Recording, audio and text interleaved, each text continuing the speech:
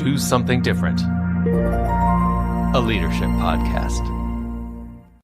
Today, I'm sharing 5 key learnings from my last 5 years as an executive coach, and I'm going to translate that into 5 steps that you can take to accelerate your own personal development and career growth. Why am I doing this? Because I just hit 500 followers and subscribers here on YouTube. So thank you if you're a subscriber. If you're not, I invite you to subscribe because I share every week actionable tips that you can employ to help you accelerate, to help you get more of what you want out of your career and in your personal growth. I've had a YouTube channel for more than 5 years because I've been an executive coach for more than 5 years. But I want to look back 5 years ago, and almost exactly to the day 5 years ago, I recorded a video which was part of a different series back then, which was called Motivation Monday. And when I was doing Motivation Monday, I had about 50 followers. In the last 5 years, I've 10x'd that. And it's really happened in the last few months running my latest podcast, which is Do Something Different. So Do Something Different is all about leadership, and it's the skill set and mindset to help you be more effective. But in order to reflect on what's happened over the last 5 years, how I've grown, how I've learned, and how distill the key learnings for me that you can then apply to accelerate your own career growth and personal development. What I thought I would do is go back 5 years ago to that video I recorded almost this exact day 5 years ago and show you some excerpts from it so we can look at it together and dissect some of the learnings, some of the progress I've made, and how you can apply that to make your own career and your own life even better. So let's go ahead and jump in. This is the thumbnail from the video 5 years ago. Motivation Monday. How much junk do you have? So here's how it starts out. I'm in the middle of packing because we're moving next weekend. Now, the great irony is 5 years later, I'm in exactly the same situation. It's not next weekend that I'm moving, but I'm moving in a couple of months. And just this week, I started pulling things out of shelves and drawers to sort through it and decide what to keep and what to get rid of. And it's the realization of how much stuff you have that happens when you move. I'm in the midst of rediscovering that, which is exactly where I was when I recorded this video 5 years ago. Here's what I had to say about it then. But when I ask how much stuff you have in your life, what I'm really thinking about is the mental stuff, the stories, the beliefs, the habits, those things that weigh you down, those things that take a lot of energy to manage. I'm obviously alluding to the negative stories and habits and beliefs, and that's one way in which I'm different from I was 5 years ago. Because 5 years ago, I was just assuming we were talking about negative things, and now I realize there's much more of a balance, there's much more of a nuance.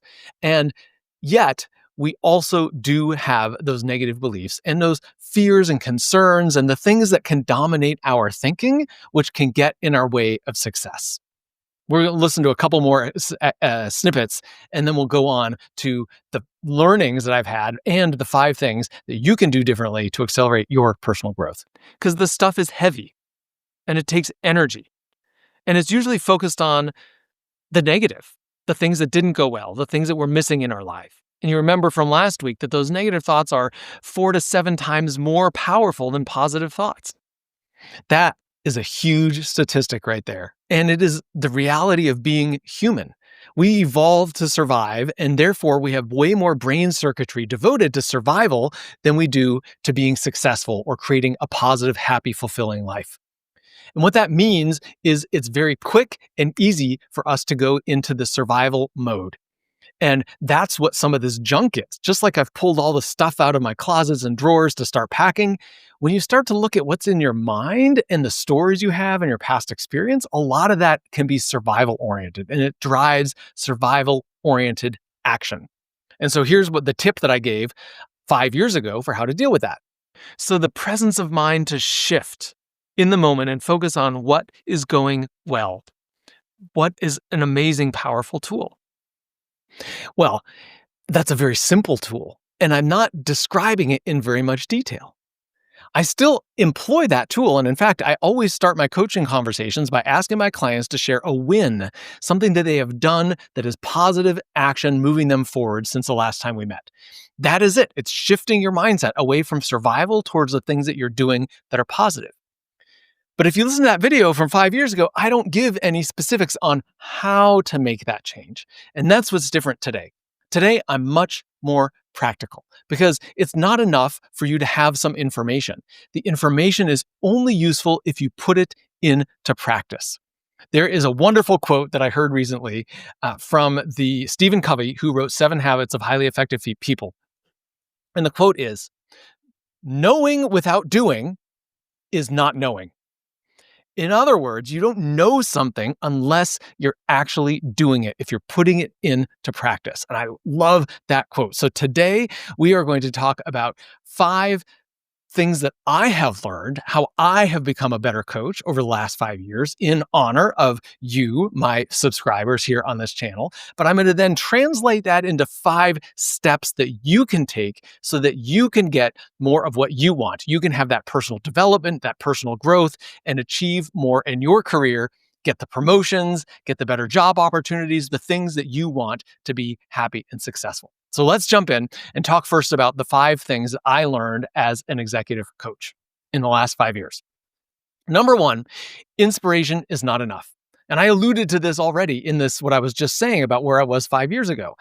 A high level concept is not enough. And much of what I was doing 5 years ago was about inspiration. Inspiration is wonderful, but you have to take action. It's just like that Stephen Covey quote that I just shared with you. And what I do today is I take these concepts, I take these inspiring ideas, and I help my clients boil them down into an action. And I hope that's what you're getting from these podcasts too, because I want you to take action, to do something different. It's why this podcast is named what it is. Do something different. It's all about action, not just inspiration.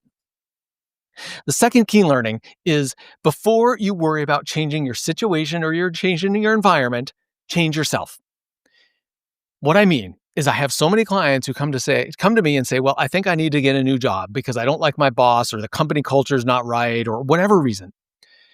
But before we go to those changes, I always start with what can you change to be more effective and be more assertive in your job today without changing your environment. Start where you are, because that is the only place that you're really going to make change.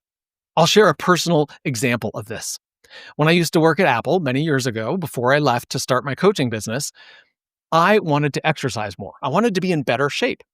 And so I said, hey, when I start my coaching business, that's when I'm going to do it, because I won't have a boss who's sitting over me. I won't have anyone setting expectations or timelines but me. So I left my job and I started my coaching business. And it was 6 months later that I picked my head up and I realized nothing had changed. I was not exercising at all. In fact, I was working harder than I had been working when I had a boss or a bigger company behind me. And what I realized in that moment is it's not about the situation. It's not about the environment. It was about me and my own barriers and my own habits around how I work. And I had to change myself before I worried about changing my environment. The third lesson is you can actually have more by doing less. And this is wildly counterintuitive to most people because most of my clients are highly successful, smart, ambitious, hardworking kinds of people. And the way they have been successful is at least in part by hard work. But at some point, that hard work starts to become more of a barrier than an advantage. And the reason is because when you're working that hard, you're not as creative. In some ways, scarcity requires creativity and innovation and resourcefulness. And so when you constrain your time somewhat, you can actually become more effective. Not to mention the extra benefits you get from being more creative and relaxed when you step away from work. This is the core of what I talk about as the success trifecta, that you can be more successful at work while having more control over your time and schedule and more fun doing it. The fourth key lesson that I've learned is oftentimes your greatest strengths can become one of your greatest weaknesses. I described this when I gave you the story about leaving Apple and finding myself not exercising, because one of my greatest strengths is I'm hardworking, I'm disciplined, and I'm focused on the task at hand. I left Apple and I started my own business, and there was so much to do. I was focused on that to the detriment of my desire to exercise. So, the strength that I have, my ability to be disciplined and focused, got in the way of achieving other goals. Many of you may have that same challenge, that your discipline and hard work might stand in the way of your ability to do other things that are important to you because you delay those other things until you've gotten far enough on your core job responsibilities. We'll talk more about this as we go forward. I also want to share, by the way, this simple quote from Steve Jobs, which is, in most cases, strengths and weaknesses are two sides of the same coin. The strength in one situation is a weakness in another, and yet often the person cannot switch gears. That's exactly what we were just talking about. The fifth learning is that success is 80% mindset. What is the other 20%, you ask? I would tell you it's mindset. I quip about that, but mindset is a massive part of success because you might know what to do, but if you're not doing it, that's a mindset issue. And I would argue that most of you know what you need to do to get to the next level of your career. And if not, getting clarity is one of the things I always help my clients do. And I hope you're getting that in this podcast as well. And I'm going to help you with that as we get to the next section here, which is to give you these 5 practical tips. So I'm going to take these 5 learnings from me and I'm going to help translate those into actions that you can take so that you can improve your own personal development and career progress.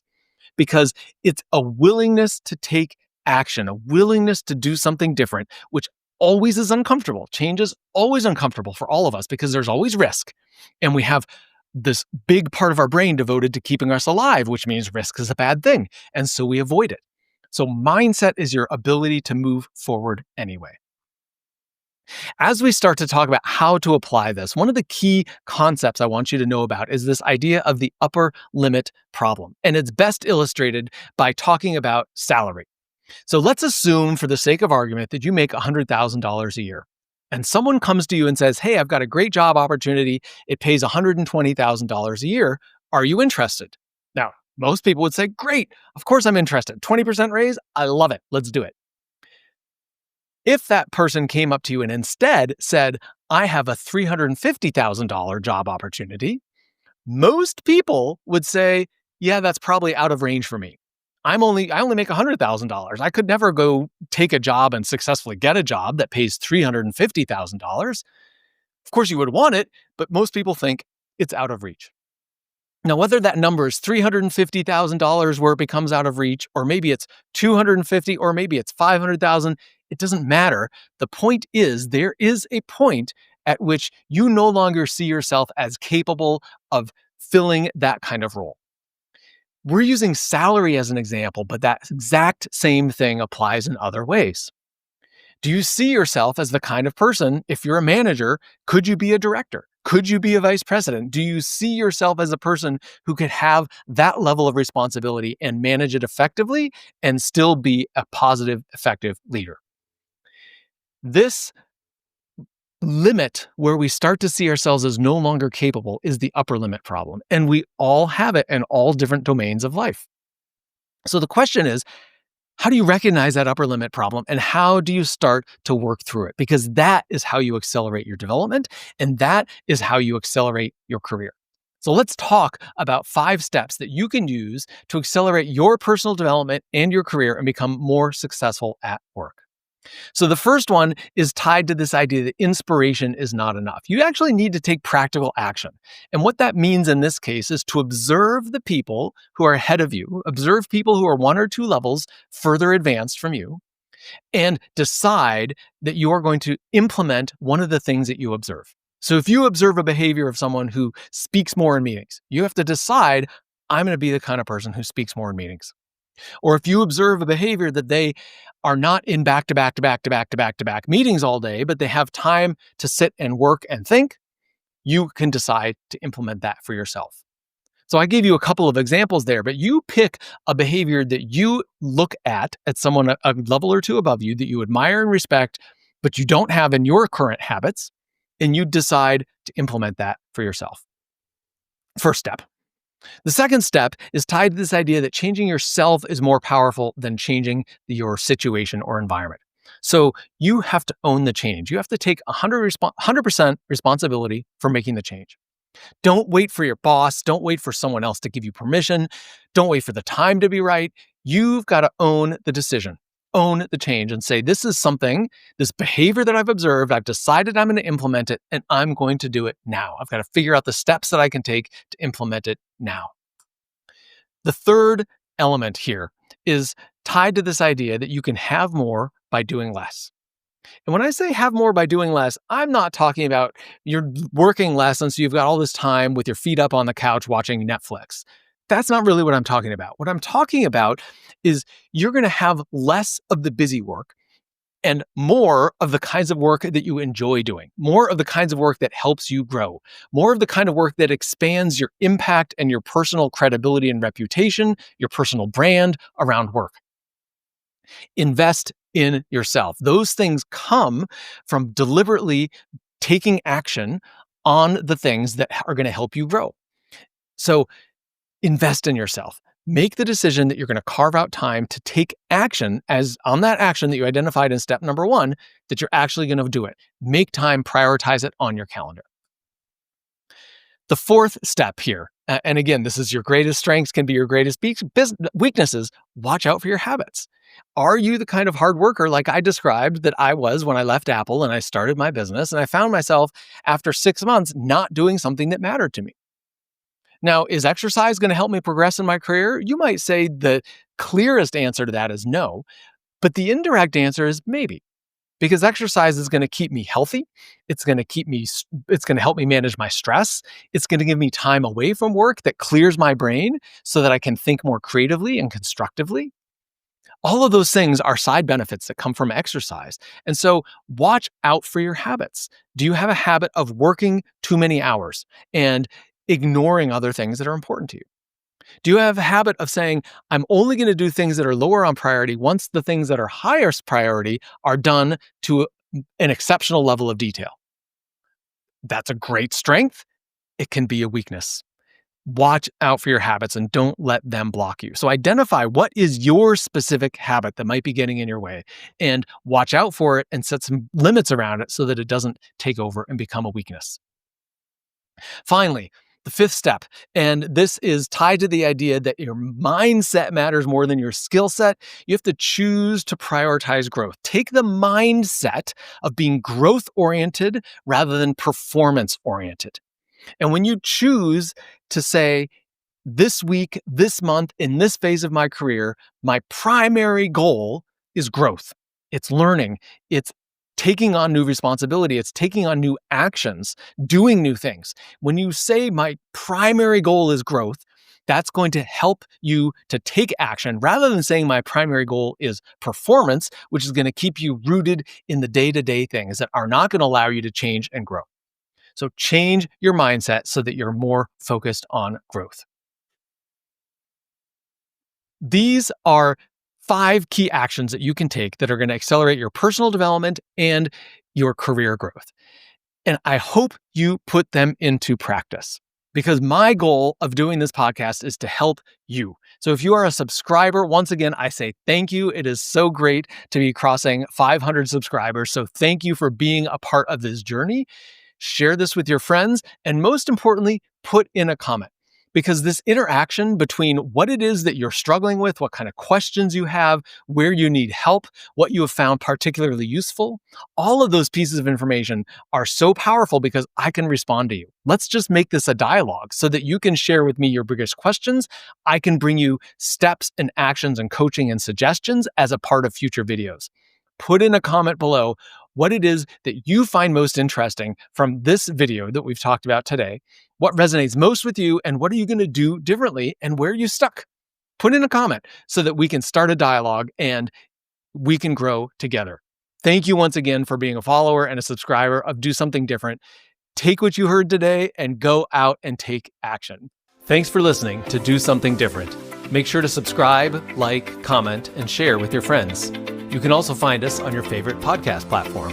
If you want additional content beyond what's on the podcast, make sure to follow me on LinkedIn and at my website, rustygaylord.com.